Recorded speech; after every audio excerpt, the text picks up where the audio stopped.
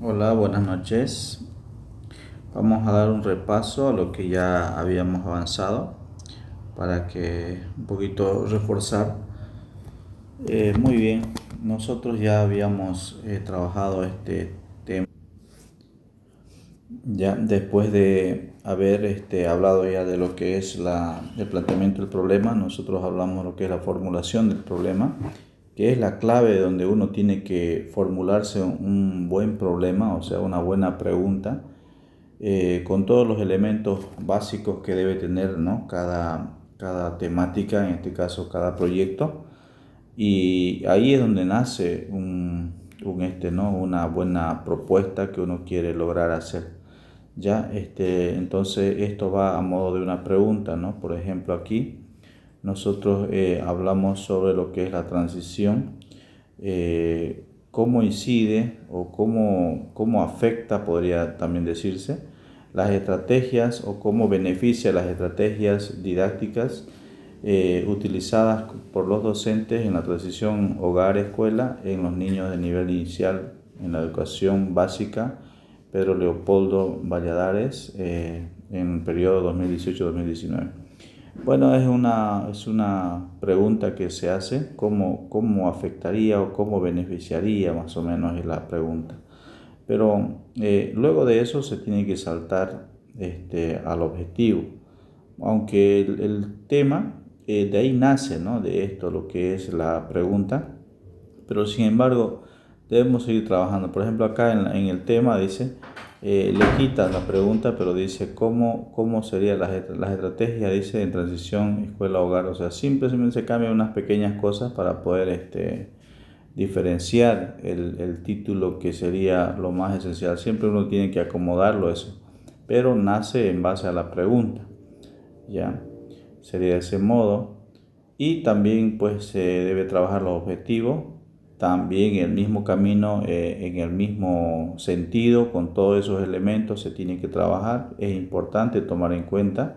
Los objetivos tienen que ser, como les dije, en verbo infinitivo, que significa el verbo que debe terminar en acción, ¿no? En ar, er, ir, or, que es como significa limpiar, alzar, alcanzar, correr, planificar, determinar, bueno, diferentes tipos de verbos que tienen que llevarse en el objetivo general más que todo, ¿ya? Y esa taxonomía ya lo hemos hablado, simplemente es una forma de poder clasificar, ¿no? El orden de la importancia de los verbos. Es bueno conocer esa parte. Sin embargo, un poco de teoría, ¿no? Y aquí hay ejemplos, como ya habíamos hablado. Y aquí, por ejemplo, tenemos objetivo general. En este objetivo general, nosotros vamos a hablar sobre lo que son, lo que queremos lograr. El objetivo es lo que uno quiere lograr al final de todo. Uno tiene que hacer acomodar hacer un plan, escribir lo que es el plan, cuál es tu objetivo final, qué quieres lograr, y se debe seguir también los mismos pasos que al formular la pregunta, ¿no? Se debe escribir en tercera persona.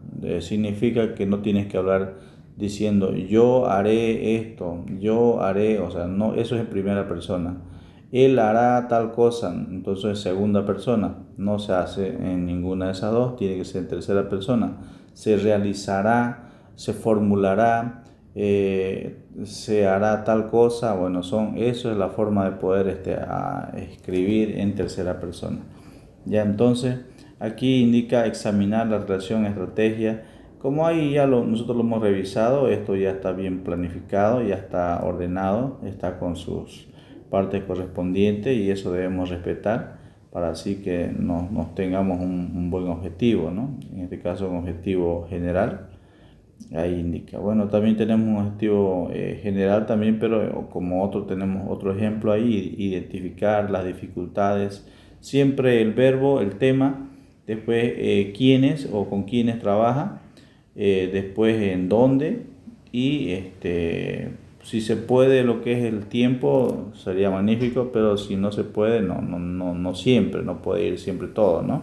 Pero son sugerencias que se debe tomar en cuenta. El objetivo específico, como ya lo hemos mencionado, son actividades que uno tiene que ir tomando en cuenta. Puede ir de 2 a 5 objetivos específicos, que debe ir más o menos en orden, de lo más chico que tú quieras hacer a lo más grande, debe ir siempre tomando en cuenta también los verbos, ¿no? Les recuerdo esta parte acá en objetivos generales. No puede ir muchos verbos, ¿ya?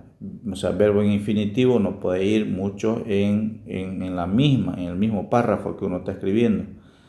A eso hay que cuidar, ¿no? Porque, por ejemplo, he visto que han escrito, por ejemplo, dice aplicar tal cosa y luego más abajo para determinar, para ejecutar, ¿no? Entonces no tiene que ir tanto, entonces tiene que cambiarse, por ejemplo, en la parte de más abajo, eh, para así lograr una comprensión. Bueno, ahí, por ejemplo, lograr, ya estoy metiendo una palabra, ¿no?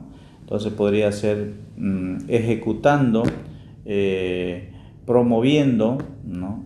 Mejorando, ya así más o menos tendría que ir, pero no mejorar, no ejecutar, no diagnosticar. Esas palabras no se puede volver a repetir porque son cosas que estarían desorganizando la regla que indica un objetivo, ¿no? No puede ir. Podría ir a mucho, 2 al principio, ¿no?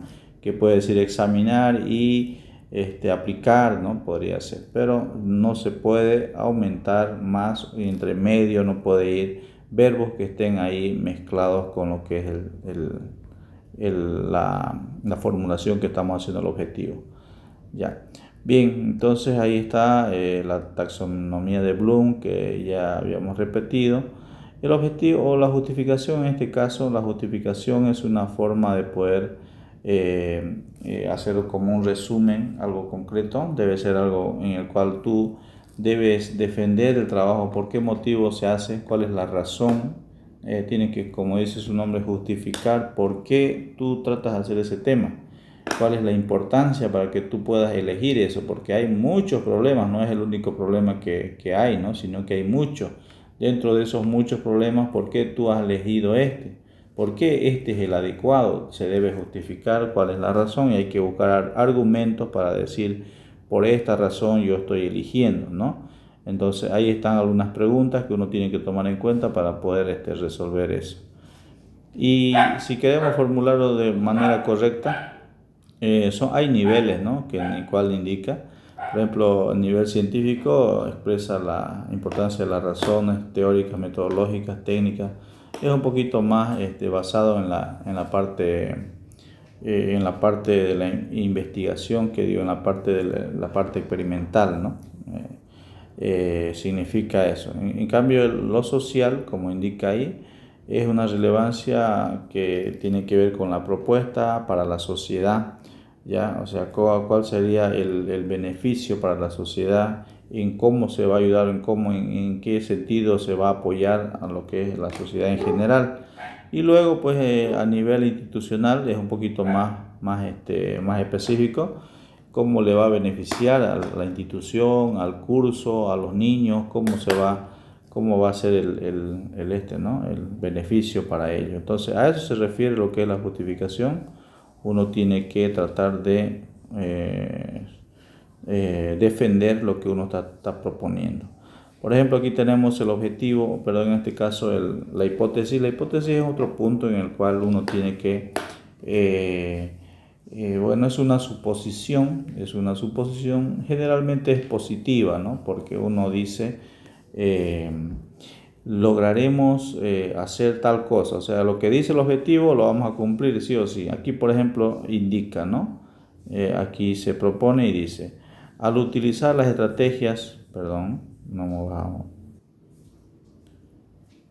Aquí, por ejemplo, decimos, al utilizar las estrategias didácticas por los docentes se facilitará la transición hogar-escuela.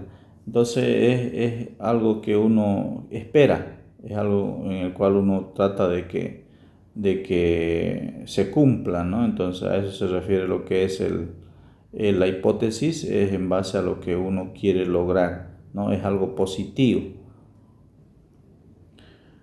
Y bueno, en cuanto a lo que es el marco, en este caso marco contextual o contexto institucional, se refiere a lo que es la parte de la ubicación geográfica, dónde está ubicado, en qué zona está, eh, qué servicios brinda el centro educativo, cuántos maestros son, qué cantidad de estudiantes están siendo atendidos por esta institución, cuántas autoridades, o sea, o tal vez por ahí tienen otros centros que están ahí relacionados con ellos.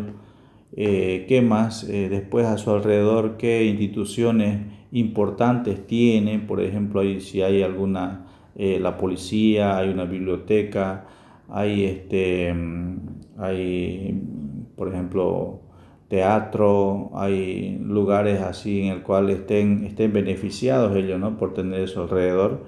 Entonces, todo eso son cosas positivas, ¿no? Si hay empresa, hay negocios grandes, está en una buena avenida, pasan servicios de transporte, cumplen todo lo que son los servicios básicos, vive la gente con todos los servicios básicos, la mayoría de los padres son profesionales, no son profesionales, todas esas cosas tienen que ver en cuanto al contexto institucional. Yo lo que he mandado de esa lista son simplemente puntos para poder guiarse, ¿no? No siempre va a ir con esos puntos, simplemente es para que puedan ordenarse si es que requiere o está la información, pero si no está la información, lo más elemental, ¿no? Porque dice contexto institucional, la parte de la historia, ¿no? O sea, es que hay algunos centros en el cual, claro, habla de su historia, siempre uno nace con una historia, entonces ahí se puede colocar quién lo fundó, cuántos maestros iniciaron, cuántos estudiantes iniciaron, después su progreso, cómo fue de a poco y todo eso se puede ir narrando. Pero sin embargo nosotros requerimos lo más elemental, ¿no? Actual y lo que corresponde a lo que va avanzando en este tiempo. Aquí, por ejemplo, he puesto todos esos puntos, es más o menos, como le digo, para guiarse, ¿no? A qué se dedica la gente y todo eso. Ahora, este FODA, por ejemplo, también se tiene que aplicar para así uno detectar lo que es las fortalezas, las debilidades, las oportunidades y las amenazas. ¿Qué significa? Va relacionado, las fortalezas van relacionadas con las oportunidades, ¿ya? Por ejemplo, dice, ¿no? Ubicación estratégica, personal capacitado, sistema de gestión avanzado. Significa que todo eso tiene a favor el centro educativo.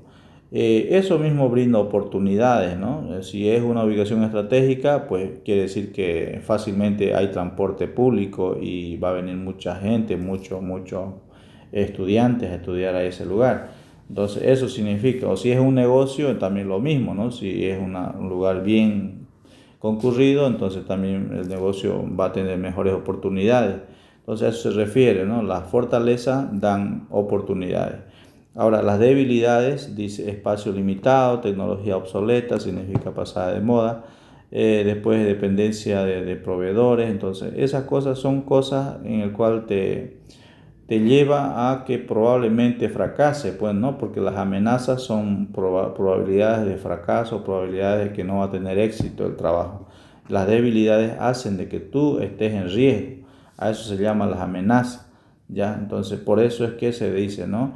El colegio o la escuela cuenta con estos servicios, esos son las fortalezas, y tiene oportunidades para seguir creciendo, para aumentar su cantidad de estudiantes, porque así, eso se habla. En cambio, las debilidades, estas son las debilidades y estos son los riesgos que puede correr nuestra institución. Así es como se hace, ¿ya? Pero no estamos pidiendo eso en el trabajo, simplemente estamos dando a conocer, ¿ya? Capítulo del marco contextual, vamos a pasar eso luego, pero por lo pronto lo vamos a dejar ahí.